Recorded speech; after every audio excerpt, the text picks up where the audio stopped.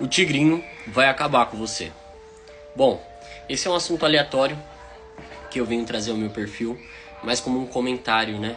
A minha FAI, a minha linha do tempo, ela só retrata sobre isso os últimos dias. Começando com o Felca, né?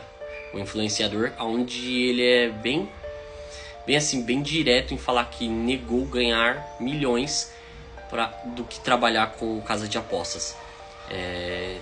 Eu acho muito assim, muito bonito da parte dele, né? Muito importante da parte dele, porque ele tá zelando com vidas, né? Há relatos de pessoas que entram aqui para fazer desabafos chorando, que estão no fundo do poço, que perderam tudo, que o vício infelizmente levou o último centavo. Ele é aquela grande ilusão, né? Ele dá a sensação de que você tá ganhando, daqui a pouco te dá com uma mão e te tira com outra, né? A gente já escutou bem esse ditado ao longo da vida. Então, tem 2 dias que a CPI da Virgínia tá acontecendo. Eu não sou muito de acompanhar influenciadores como o Felca, como a Virgínia, mas como se retrata a jogos de azar, eu acompanhei um pedaço, alguns cortes da Virgínia, onde ela fala que é relevante para ela o dinheiro que ela ganhou com a casa de apostas, porque só com a WePink ela faturou bilhão, né? E aí a advogada pergunta para ela, então, por qual motivo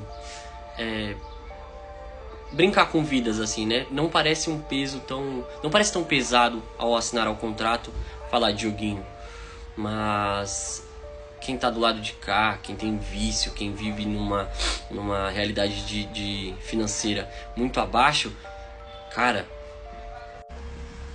isso é real, isso leva a gente a fazer coisas horríveis, né?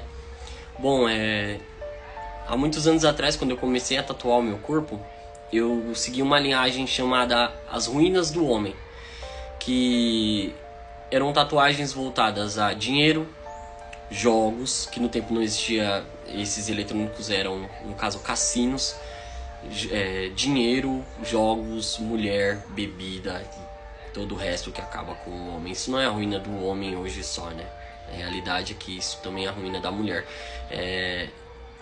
O mundo se voltou a isso, se voltou a dinheiro fácil, se voltou a se vender, né? Porque como a influenciadora que eu tô falando, ela nem precisa disso.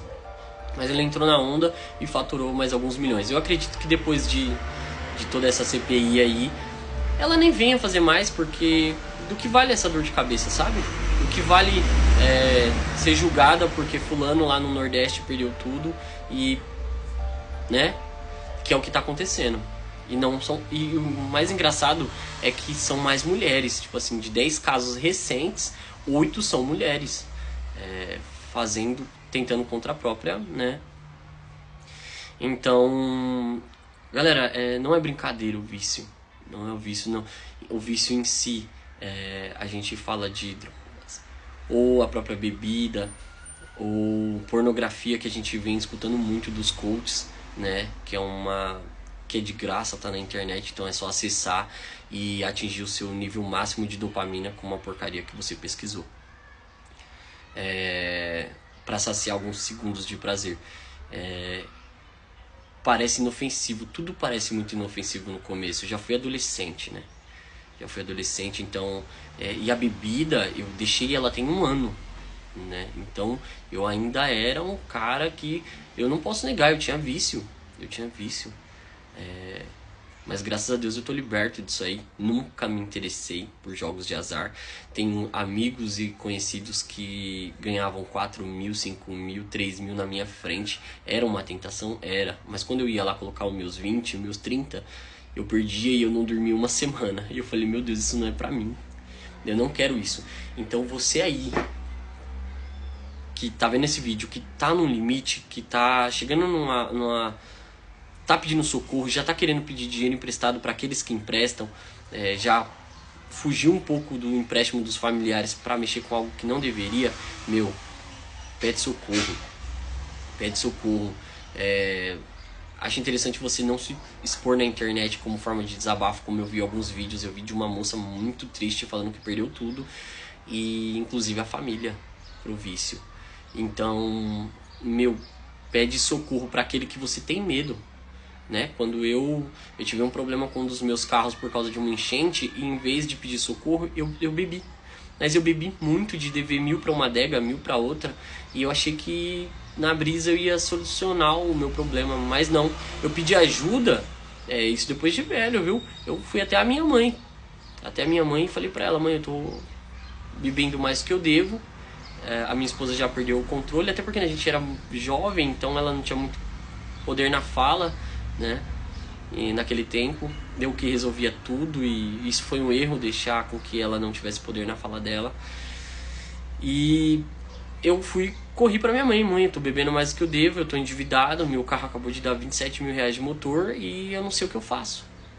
E aí a minha mãe fez aquele trabalho de formiguinha, né? Ela orientou, ela aconselhou, ela fez um empréstimo do dinheiro, ela sanou a minha dívida e eu né, paguei ela.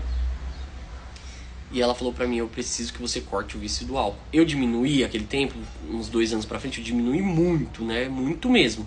Mas eu não parei de beber.